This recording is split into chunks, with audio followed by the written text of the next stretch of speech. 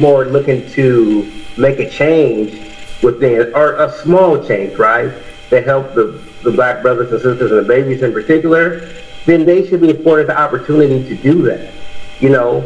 But if there's going to be an exodus, I think black folks need to really have what we call what those come to Jesus meetings, and then we all should be out. But I don't think that's going to be the case.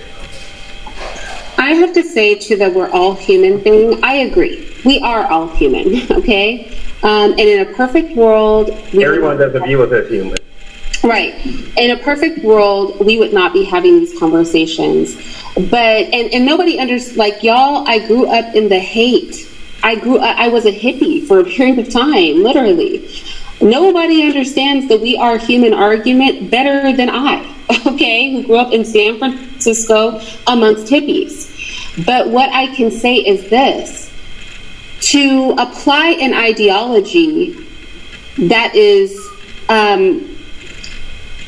that is detached from a reality that was not a creation of our own as black people, and to try to function in the world as though there are not real issues and baggage that come from the status quo, to say we're all human, but today I could fly out of the United States and go off the coast of India and go view black people on a human safari like animals, or to say that we're all human and ignore the fact that just 40, 50 years ago, Australia finally just ended its government-sanctioned theft of children and breeding out of black people, then we are completely ignoring reality. So I agree with the we're all human attitude, but unfortunately we cannot function like that because we still have to correct egregious things that are happening right now. Right now we can go to Fiji and see the oppression of the black people there. Right now we have black people being shot in their home and that not being problematic. Right now the price of a black life is 5 to 10 years. That's what a black life is worth in our own country. So I think whilst I completely agree with you in principle, I had to reach a place as a person that came from perhaps one of the most liberal places in the country and from one of the most liberal neighborhoods, second only to the Castro, where the gays are, in that city. Like, I came from the most liberal state, in the most liberal city, in the second most liberal neighborhood in America, okay?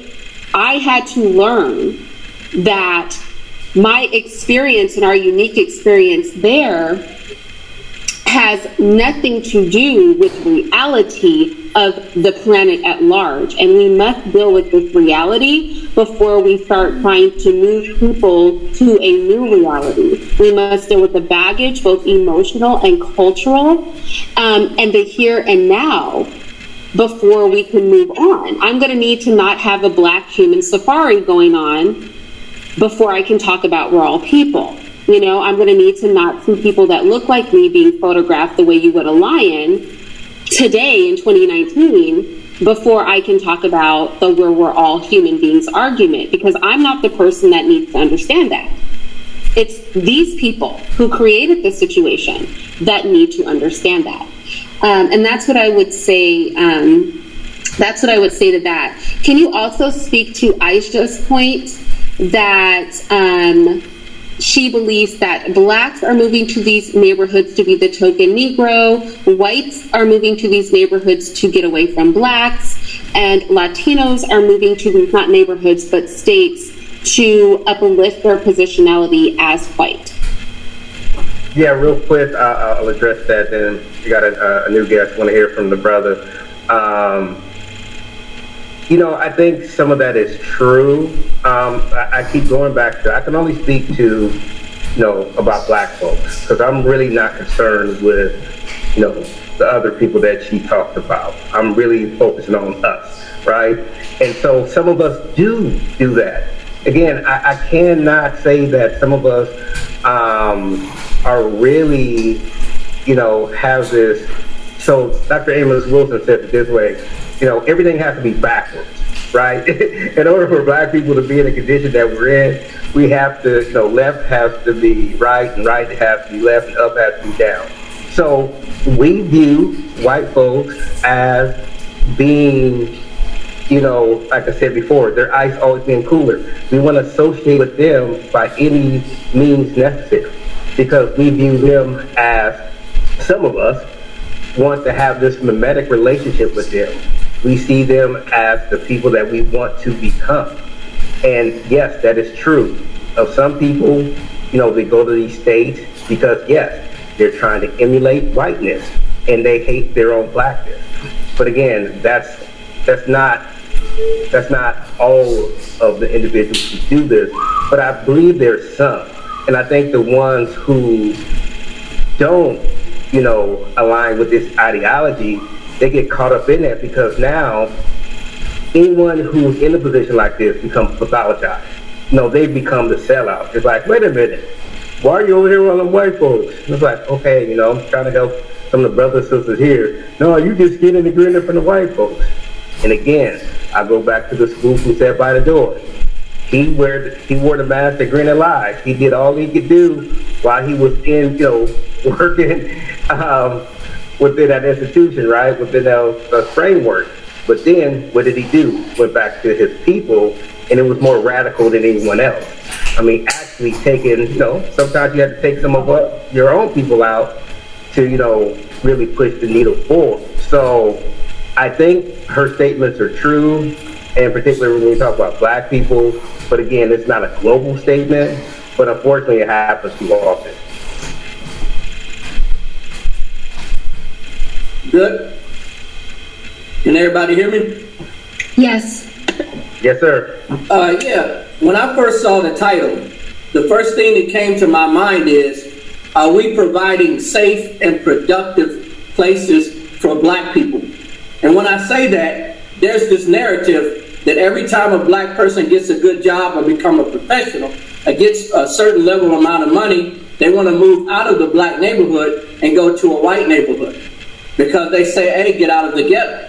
But the question is, if we don't want to be in the white neighborhoods, are we creating black neighborhoods that are productive, safe, and self-sufficient? So that's always the key when you go between, whether you believe it or not, that's how most black people are taught. You start making $50,000, $100,000 a year, okay, get out of the black neighborhood. But is that correct? Some people agree, some people disagree. One of my first videos I ever did on YouTube was about a football player from the San Diego Chargers. He moved to LA, and a lot of the black players was trying to find a place to live. And they was encountering a lot of racism. And here's the guys who are making multi-millions of dollars a game. And I said, why can't you put your money together, buy some land and build some homes? And then you have black people that are just like you, professional, that live around each other, instead of trying to go somewhere you're not wanted.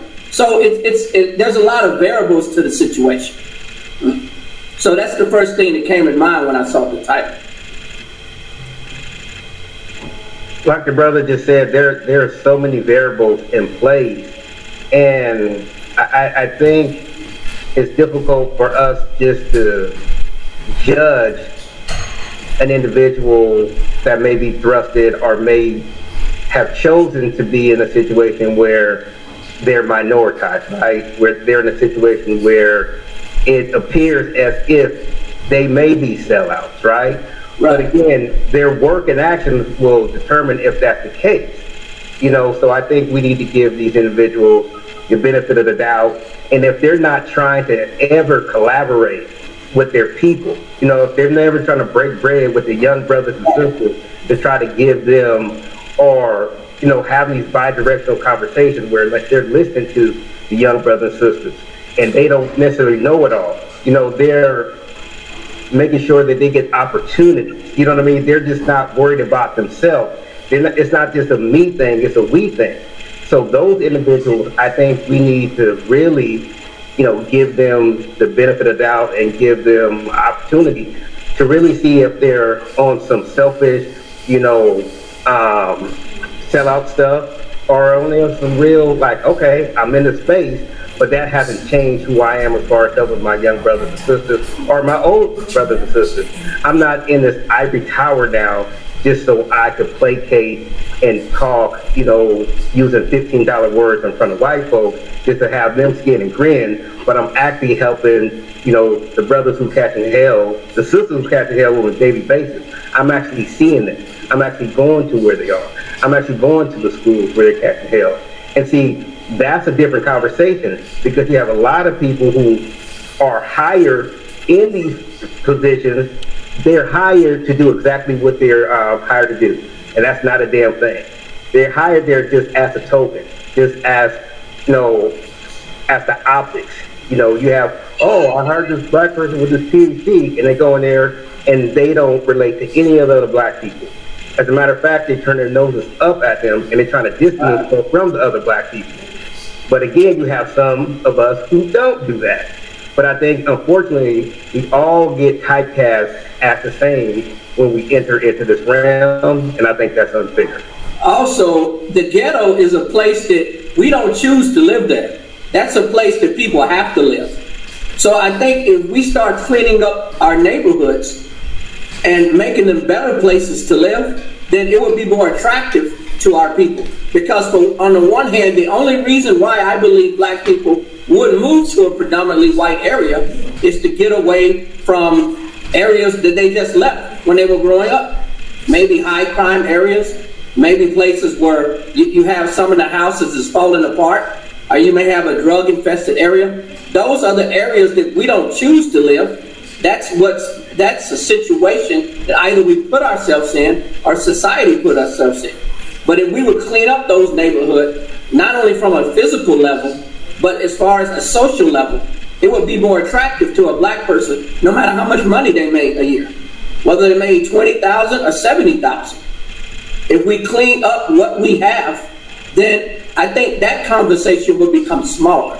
Then the people who just want to go out there and move in a predominantly white area, then you'll know what they're about.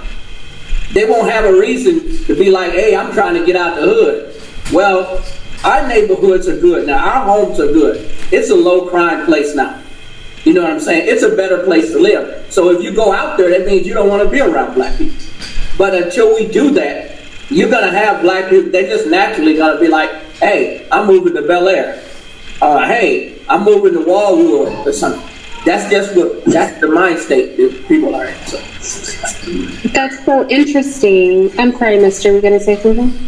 Well, yeah, just wanted to piggyback on what the brother said, about cleaning up our own neighborhoods and everything. That reminds me of, when I was in California and the neighborhood I grew up in, it was a predominantly black neighborhood. Of course, that's changed over time. Is it? Yeah. Way more Mexicans now.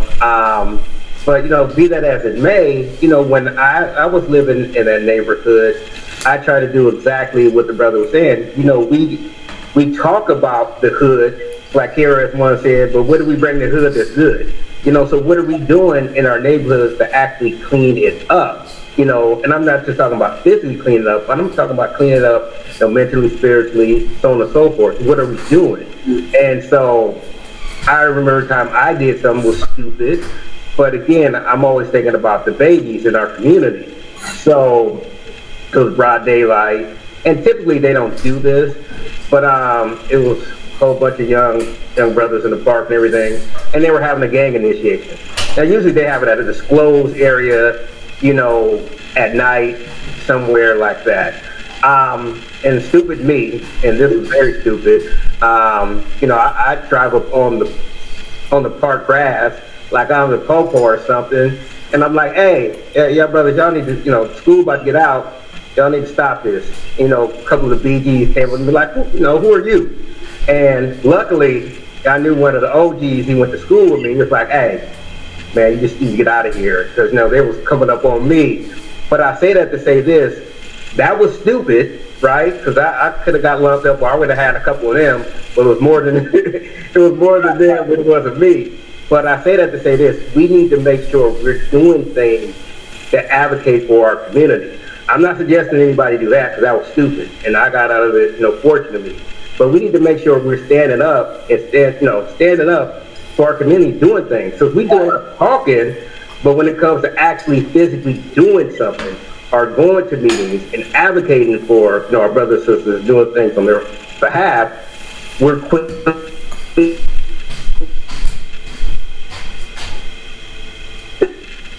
What happened?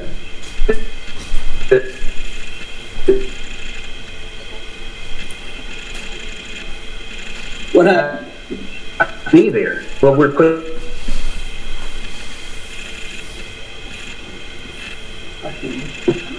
Babe, oh, okay. I think he's handling his computer. He does not have a Mac like me. But I think, do you really? Yeah, he has a PC too, but I only use Mac. So his is always glitchy with the internet. I just want to say one more thing quick. He brought out a good point.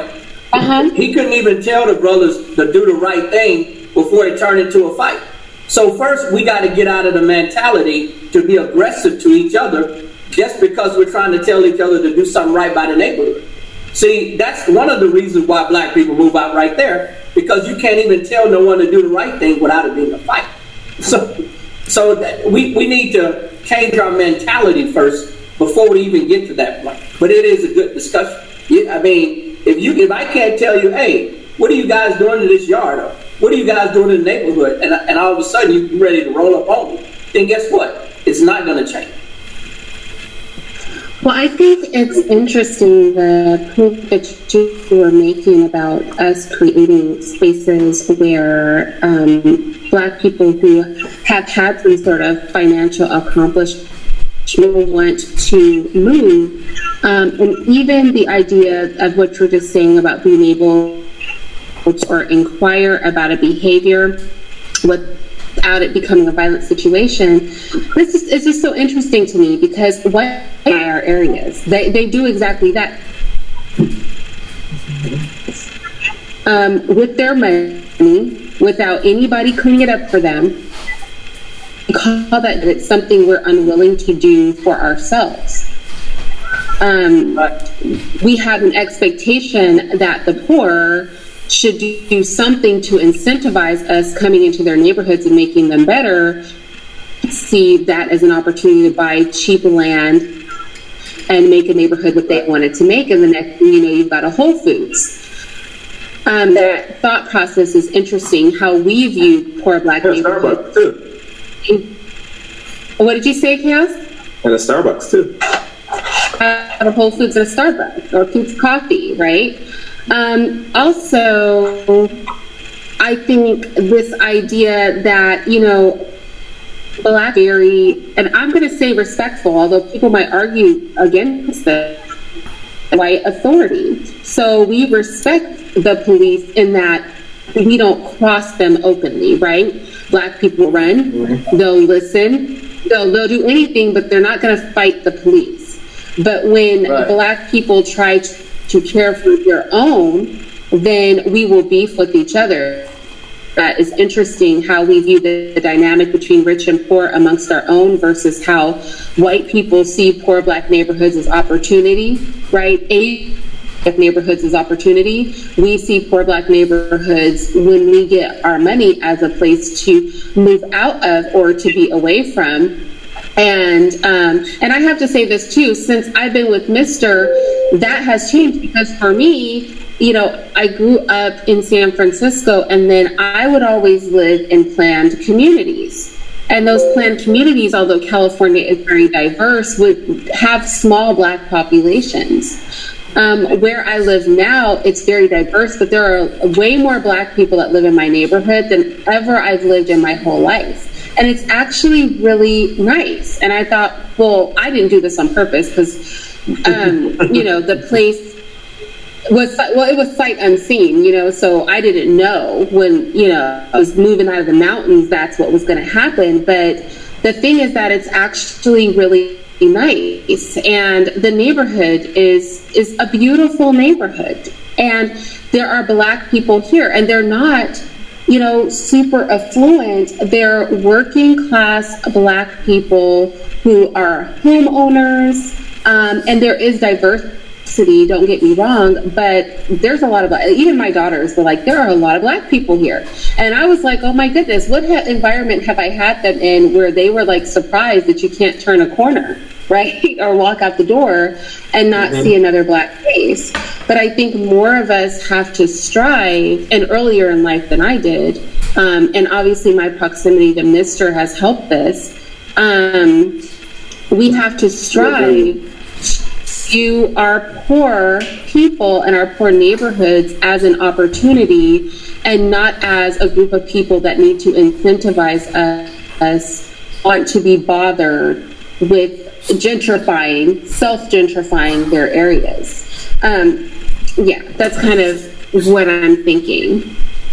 Oh, hi, Dark Prophet.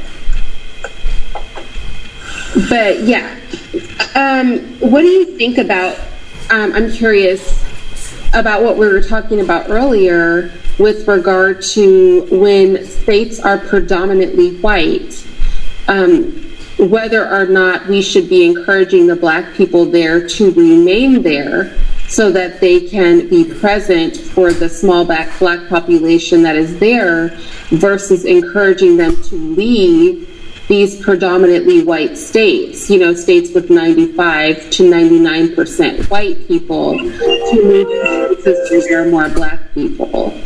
Like, what do you think You're talking to is a better approach? I'm talking to you, yeah, sorry. Oh, I agree with that. The first thing, I think we're too spread it out, number one. So I think as a community, as a whole, we're too spread it out. I don't think we seek each other out enough. And when I say that, it's nothing wrong with trying to find somebody that's compatible with you. If you don't want to be around someone in a certain income bracket, that's your choice. But at least try to be around some Black people. I think that's the problem. We're not looking for each other enough. And then when we see each other, say I'm new, then somebody may throw their head up and keep walking, or they may not say anything to you at all because they don't know you.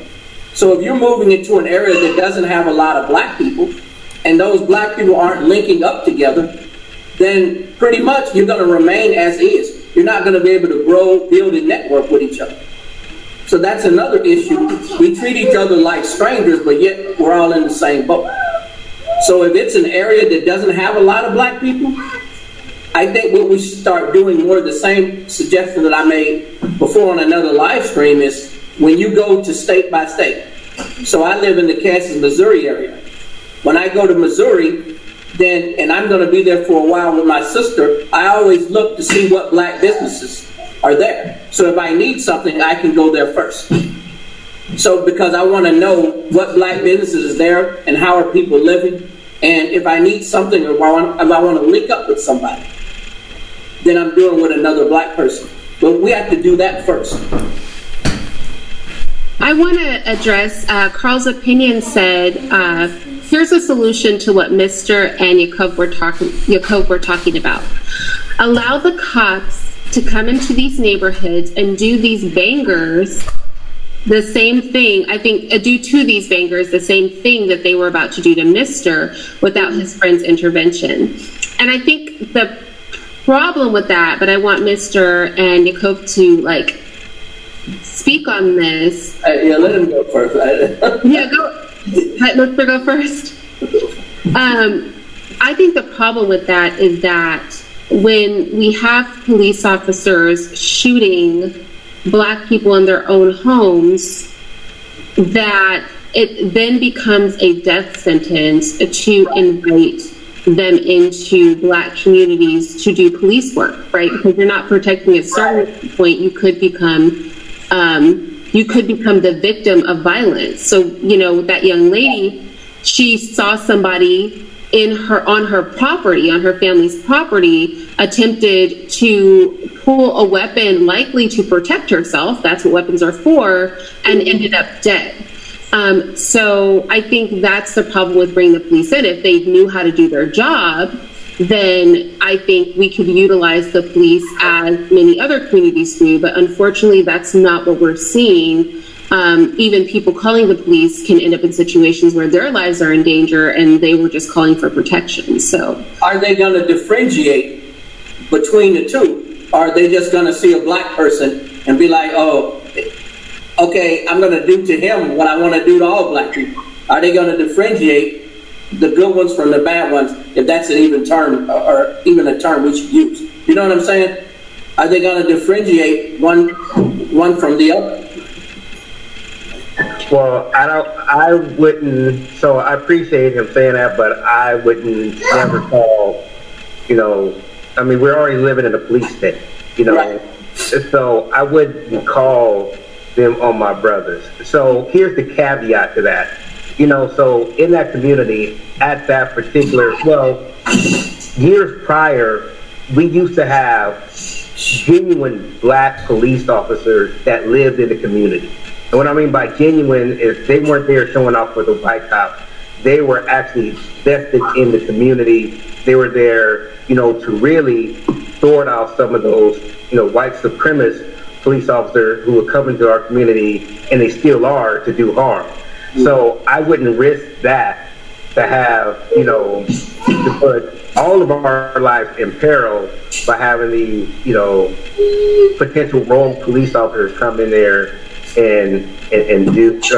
I mean, we're already, they already militarized themselves, coming there and take over our communities and everything. And like Irene alluded to, I mean, there's a real peril in that. I mean, if you look at Jonathan Farrell, who was just knocking on the door after surviving a car accident, and they shot him on sight, right? I mean, we have so many examples of these type of things.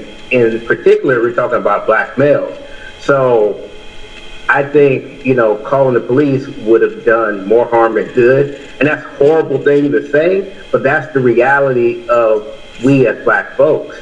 I mean, who looks over the police? You know what I mean? Who's policing the police?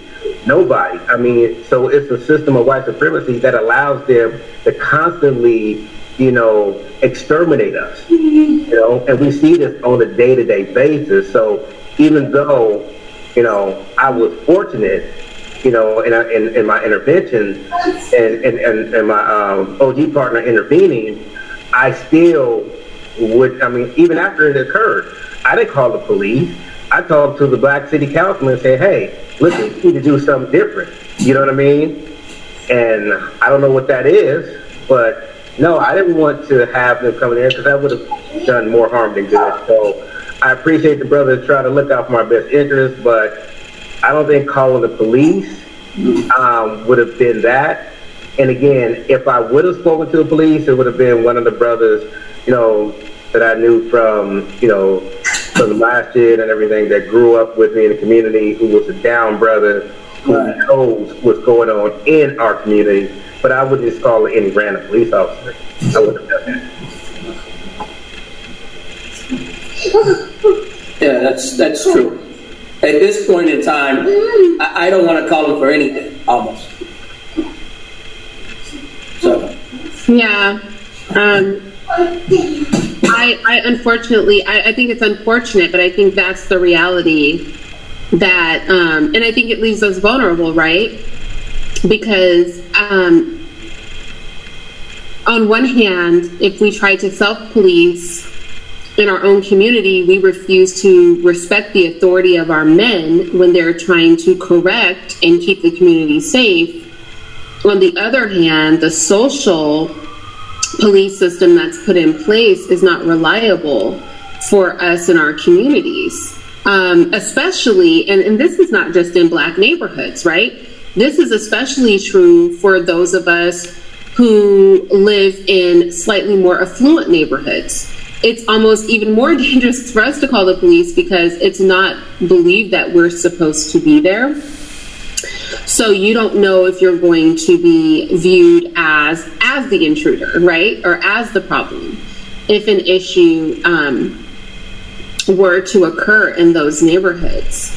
Chaos, do you want to chime in on this? Hold on. Well, like I said, Irene, in regards to how we acculturate our children in this society, I feel depending on the bond and relationship you have with your children, the only thing you can leave in your hands is that they will do what's right.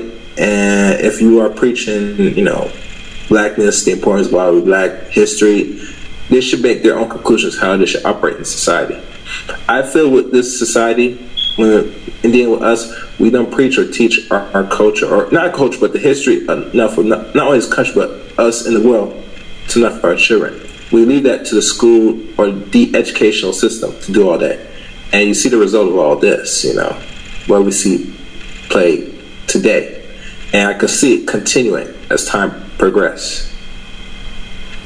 So yeah.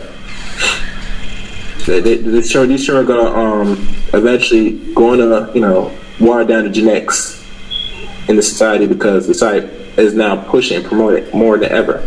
Hell, you see in certain television, which a lot of people should stop watching, that the image alone, they're pushing out the black woman or black female to non-black men now, because they got to start speed us up. This amalgamation, this watering down this so-called browning or whitening of America in the next 30 or 40 years.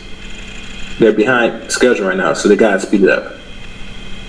That's how I see it moving forward.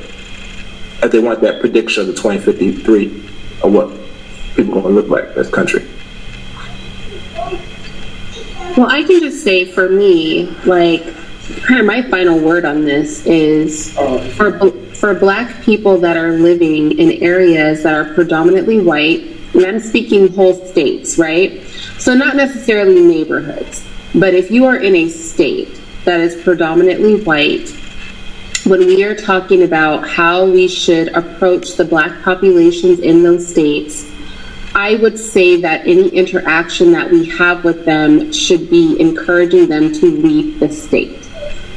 And I feel that although I understand Mr.'s feelings about how we have to have a supportive network for them there, and I don't disagree with that, I also feel that encouraging them to stay in those spaces effectively creates a disproportionate population of people who will no longer be black after 1 or 2 generations.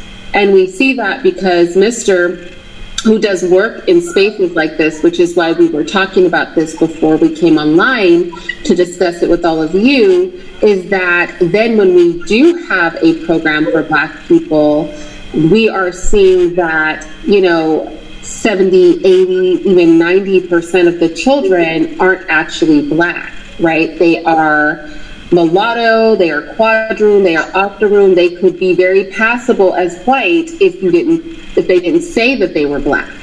And so effectively, I feel that when we tell them to stay, we are acknowledging that if we go back in 2 generations, their representation in the black population will be non-existent. And so I feel that is counterproductive, and that we should be encouraging our people to leave those spaces, especially with consideration of the history, because as Mr. was saying, a lot of these states are predominantly white because of actual laws that, although they were not slave-holding states, they didn't want black people there. So they were anti-slavery, but they were also anti-you being present. And as in the example he gave, there were even laws where you would be beaten if you were seen, to try to force you to leave the state, because it would be so violent, right, for you to be there. You would always have to worry about your personal safety. They weren't throwing you out, but they were effectively making it so you wouldn't want to stay. And keep in mind that the black people that are present in these states are bred from a stock of people who chose to live under these conditions. Because we had that one incident, Mr. Remember, Mr. did a symposium of sorts, and he invited a black political figure, right? Somebody that's currently in office. And when this particular person was speaking about his feelings on Trump, now this is somebody that's representing black people in government, right? we had an old black man, so an old white man, stand up and get very upset, right? But what was more shocking, because remember, they pretend to be very liberal and progressive there.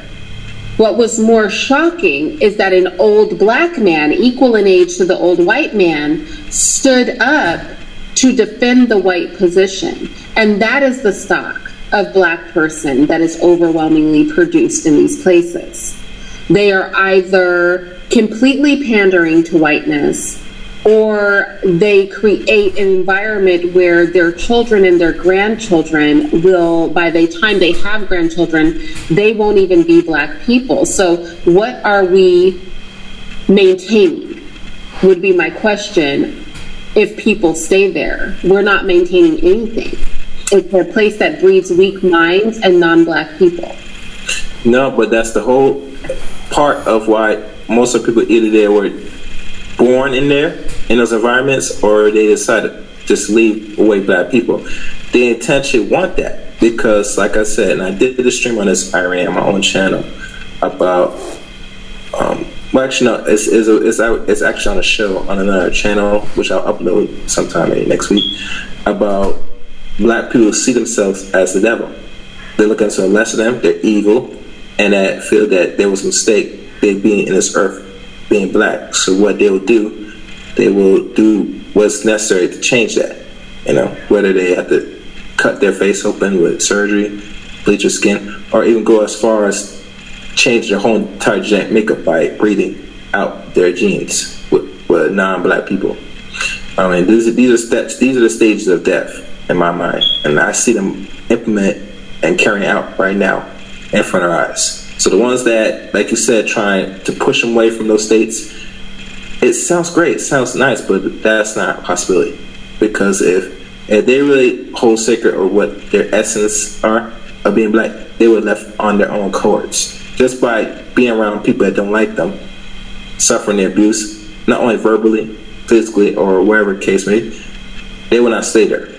They would just pack them gone. They would have made their little money and gone somewhere else. But because they see that they're lesser than because of the condition, they will do what's necessary to become white, even go as far as erasing their genes altogether.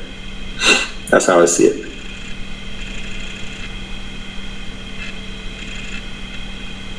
Does anybody else have like final thoughts on this? I think the conversation, it's important, but it kind of went to mixing blacks and non-blacks. But I understand it's still headed at that same production. But what do you think about people like Maxine Waters, right?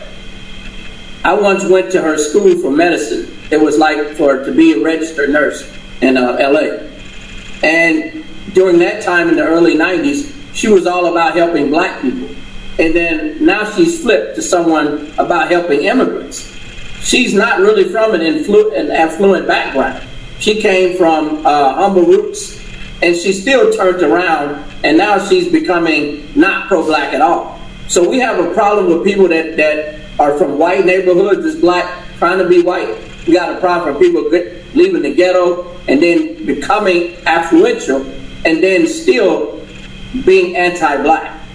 But I think there's always going to be a lot of black people, being two black parents around. And I think the first thing we have to do is address how our standard of living must change and how we have to police each other up.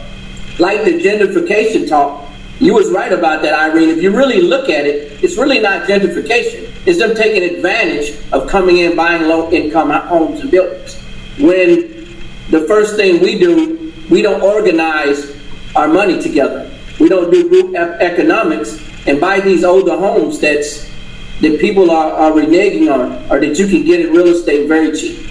We're not really trying to rebuild and buy the neighborhood.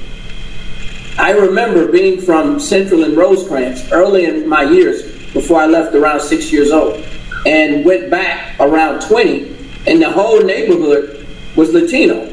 And I remember the one or two families that was there. And what they do, they come in, put 10 people in the house, Everybody start working, they'll fix that house, they'll buy up another. See, they organize financially and socially. And then that's how they're able to, they do the same thing. The Hispanics do the same thing to black neighborhoods as white people do. They're able to go in and buy it because they're socially and economically smart. They're trying to buy you out so they can have those neighborhoods for themselves. But you can't really, it's hard to fault them legally. But the first thing we do, which is the point of this actual show, we get money and then we move out. We move to a better place. And not like these people are buying their own homes when they move out. They sometimes go on renting or wherever the case may be when they go to another community or community. So really, you're not really building a wealth at all. You're not even keeping, even with home ownership, with some of these dilapidated neighborhoods with the housings now being more cheaper than they are. You think that would be the first move a lot of people that, let's say, is financially stable or doing pretty good will start doing, but they're not doing that. They're going elsewhere with a resource. And they notice that when you go elsewhere, now you have to placate to somebody else's community where you're making their community still fruitful and rich because you spend the money in their area. Right. Yeah. But their numbers, the Hispanic and white numbers in what used to be black areas, it's because they're actually being economically smart and they're combining their resources together to do that. That was my point. Yes, that's what they're doing, and that's what they're doing right now. So when people complain about the gentrification, and it's bad, but at the end of the day, this is on our backs because people know what's going on. They see what's going on. It's like this. If you're a black person, you never seen a Caucasoid or a non-black person since you've been growing in this neighborhood, and you see him walk in the dog and stuff and think it's a good thing, you are sadly mistaken. They just coming in to slowly push you out into other areas. Pretty soon we're not going to have no area to go to except back to the hood if we don't change. Ms. Ride or Die said, brother, I lived in the projects all my life and I couldn't save a dime. Why am I paying $1,200 for the project? So, yeah, you can. Are you ready? I can ask. You ready? Hold on. Before we continue. Well, she's in the projects. So that means you own a house, you're renting. Yeah, I think if you're talking about the projects, that would be... So she's a renter. And she went on to say a 3-bedroom house in New York is almost $400K. That's really cheap. $400K, man, you cannot get much in California. You're talking about in New York. Maybe in the suburbs of Cali, you might be able to find something for $400K. The projects was not set up by us. So exactly. And so technically, she shouldn't be paying that much for it. But of course, if you don't have a choice until you can do better. But that's what I was saying about black people need to invest in wealth and start building their own homes. I mean, you have homes right now built out of 10-foot containers. I mean, you have prefab homes that you can create this cheaper. There's stuff we can do, but we're gonna have to put our money together, our wealth together. We're gonna have to purchase that land. We got to build them homes. If not, go in and buy older homes and fix them up. It's one of the two. But the project thing, I understand it. I'm from the projects. So until I was able to do better and to go into a regular neighborhood, that's what I had to do. But those projects and hood, they're not set up by us. That's set up by the dominant society. And not only that, brother, I'm gonna say this to all the men and women that sitting there. You got to make a decision, make a choice. Either you want to be a renter or a home owner, and that's a process that you have to make that decision. If you're a renter, this is what you'll expect, especially in environments that we don't control, especially projects that was really not designed for black people. That's why they price out a lot of black people in those ghettos, so they get them out and give to the people that should be in there for a lesser price. Because when you're the boss and you own something, you dictate who stays, who goes by raising the rent. It's that simple. I think we could do a whole separate live on preservation of money when you live in major cities. Even living in essentially poverty in major cities is very expensive. Now, she went on to say she moved down south and is now a homeowner. And that would be my advice, is to get out of those areas. Definitely. I think also... Irene, eventually most black people are going to leave those cities anyway, because they're going to price them out anyway. So Right. people, that was at one time, was in the South, they had to leave the South because of terrorism, racism. Going to have to deal with terrorism face on back to the South now. There's no way around. And I think about it. Why do you think that a lot of people, why would most of our grandparents or anybody else here, descendant here, left the South, come up north? It's not just the job, but they got pushed out because the white racists were going to kill them out their homes. Because they know the value of home, especially down south, where it's cheap is. So now it's going to be a point where most of our grandparents are left to have a better life for our safety.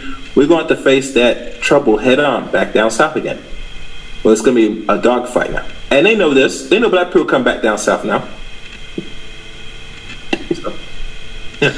I think when you're in positions like that, definitely moving out of the area makes sense. But also, I feel like we do spend our money on things that could go towards savings. So a lot of times we don't think about eating out or buying candy or buying coffee or paying a cable bill, right? Or having the most unlimited plan available on your phone. We don't look at those things as drains on our money, but they actually are. And so if you can't immediately move out of those situations, I think a lot of savings can come from reevaluating how you're spending your money. Also, I think that, and the Midtown Pookie is saying living down south is no different than Cali or New York coast. The cost of living fits the income you make. And I agree with that. I know I view a lot of things as cheap, but the reality is for the people living there, they're also making less money. It's when you bring that East Coast, West Coast money to places that are less, expensive to us, that then the cost of living seems cheap. But definitely, if you're already in that environment, then wages do fluctuate for the cost of living, and so it really ends up not making a difference at the end of the day. But as transplants, it is cheap. Actually, yes, there is a gap between the payments. But for example, I'm currently in Topeka, Kansas. My wife, we're separated. She's in San Diego. So she's paying $1,200 for a 2-bedroom, and mine is $450. So now the deal is, because I'm retired, I have a fixed amount that I'm getting anyway. So it doesn't do me any good, just like someone who owned a business. It wouldn't do you any good to move to an expensive area. If you could compete in a smaller area with business that way, then you could have a cheaper place to live, whether you were renting, buying, whatever you were doing. So to me, it does kind of matter, even though the cost of living situation is that way. But like the brother said, eventually people are going to start moving down south, and they're just going to be able to deal with the cost of living thing. They'll rather take the risk of that than to be paying $1,200-$1,300 for a 2-bedroom. Yeah, I think it also depends on your industry. If your income won't change, especially if you are from the far east or west coast, a lot of us work remotely, and our income won't fluctuate no matter where we go because we were already working remotely. So sort of like he was saying, with his fixed income, it doesn't make sense to be someplace more expensive because his money will go farther in some areas. That goes the same for people who work remotely. And that's why we also have to change as Black people what we feel are marketable and realistic skills for us to have. Because, for example, if we start branching out into areas like computer programming, design, robotics engineering, things like that. STEM. I'm sorry? Or STEM. Yeah. Yes. things like that, then we'll have more flexibility where we move, and then we don't have to be dependent upon the incomes and the relative places that we move to.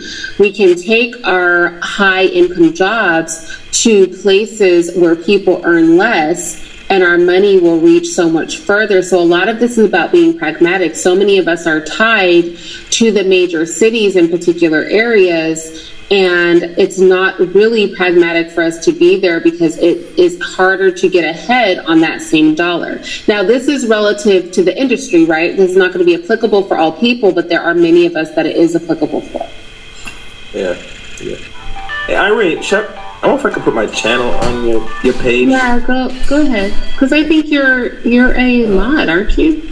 Yeah, see, I wasn't sure I was a mod. I just noticed that. Yeah, I think you're a mod, so you can just paste it in there. So yeah, subscribe to Chaos's channel, and any closing thoughts from you guys before we go? I got a channel too now. Hold on. Yes, we'll put your. And Minister, if you have a channel, please post yours too. No, but both of you guys are mods on my channel, aren't you? Well, I'm a mod. I think you both are mods on my channel, so you guys have the capability to put stuff in the chat. And always, people are watching this channel. There's almost 70. So I advise people to like the video. Because we only have 37 likes and 2 dislikes. Surprisingly. I don't know why we had a dislike. I guess we have some swirlers and people that are mixed that don't like this message. So we don't care. Please like the video. Please. It's free. Make people. You're so wrong. Don't do that. Listen, who else disliked this video? Come on, we're talking about some serious issue. We tell you, say, get out of those areas, man, for your safety, for your future, for your children. I know it's hard. I know black people are hard-headed. I understand. But you can't be living in environments that's 95% non-black. That's unacceptable. I won't even live in them areas. I live in an area the first thing I do, I find ways to move fast. I can't deal with certain things. Hell, that means those areas, those conquistadors are engaged in, intercourse with animals. They're doing all type of things. They're living it free, their whole Eurocentric culture, and comfortability and peace. Why I want intrusion that, I say, God bless you. You could have that area. You know what I'm saying? Live to your deepest desires. I won't live in them type of areas, in the sodomite and animalistic manner. I will go somewhere else. Thank you very much. I just wanted to close on my side with what Aisha said, which is, it's simple as this. The majority of blacks don't think big. We don't sacrifice for now for the betterment of the future, and I agree. I think we look at the small picture. I think we look at ourselves.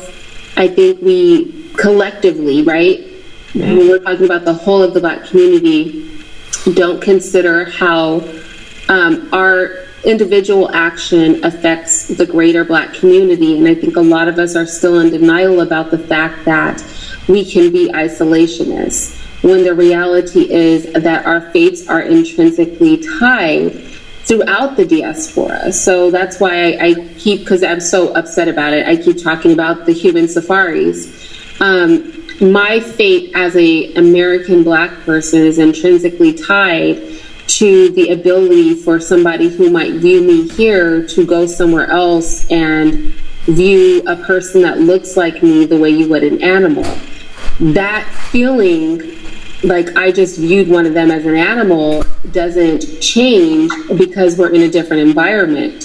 So my fate and that person's fate are tied together, whether I like it or not. And so I think, like Aisha's saying, we have to look at the big picture, both of what we do individually and what we do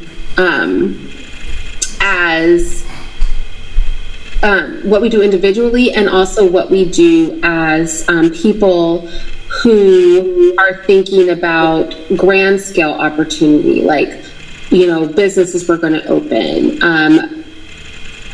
decisions we're going to make as far as career, things like that. And Carl's got jokes. Carl says that since Kansas is 84% white and only 5% African American, based on probably what I was saying, because it's my assertion that 5% or anything under 10% is questionable, that you should move, Jacob. Carl, you are a whole entire mess tonight. Carl is doing the absolute most. No, listen, that's not like that in Topeka, Kansas. So there's a lot. Oh, okay, right, okay. Yeah, I don't know what he's talking about. Even Topeka, Kansas, and his argument is there's a higher black population. Carl's so messy. Carl just likes to be over here being messy. Mister, do you have any closing thoughts? Well, yeah, my interpretation of what Aisha Washington said is more along the lines of my argument, as far as, even though there may be a lack of black folks in a particular state, right, we still need to look out for our brothers and sisters in that state. And so I'm still going to hold on to that thesis, because people played it forward for us. Our ancestors did the same thing when we were few in numbers. They made the situation easier for us to navigate in those spaces. So for me, I just think it's obligatory for me to do the same thing, to make sure, each one type of thing, make sure we're reaching down and helping our young brothers and sisters, and helping our older brothers and sisters too, in these spaces where we are minoritized. So I want to hold to that thesis, because I think it's absolutely necessary.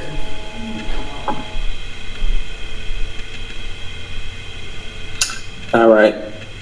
Let's see. In my closing remarks, and I didn't give one earlier, that, be good to yourself, black people.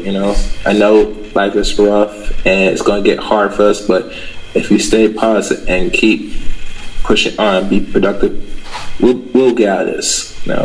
Take this information, apply it. If you like it, good. If you don't like it, just move on. But please just learn something from this channel. Thank you. Jacob, did you put your channel in the chat? Yeah, I put it in the private. That's it. Oh, you put it in the private chat. What the hell is that? I'm irritated with you. Why would you do that? Wait, I'm going to put it in the YouTube chat. Okay. Yeah, you can put it in the YouTube chat. I just did it and I wasn't thinking about it. Okay, that's okay. I'll put it in there. So be sure to subscribe to both Jacob and Chaos's channels. And Carl, I'm glad you showed up to be messy, per usual. Carl only shows up for the shows he thinks are going to be the messiest. He's just a messy person. And I think that's just awesome food for thought. So thank you guys so much for coming up. Mister is always engaging me in the middle of the night in these conversations, and today I managed to convince him to bring it on. I was like, say nothing further, but let's take it to YouTube, because I felt like this is something that we don't talk about often, which is the plight of black people in areas with very small black populations, and how we should approach supporting those people. And I don't think we came to a consensus here, but that's okay. I will just say that I think I'm right. So with that said, I will talk to all of you guys later. And thank you, gentlemen, for joining me. Thank you, Mister, as always, because he actually has a lot of stuff to do tomorrow. So he is really sweet. We definitely went over time for the second night in a row, so my apologies.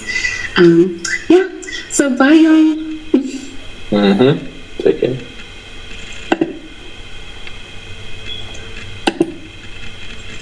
Good night.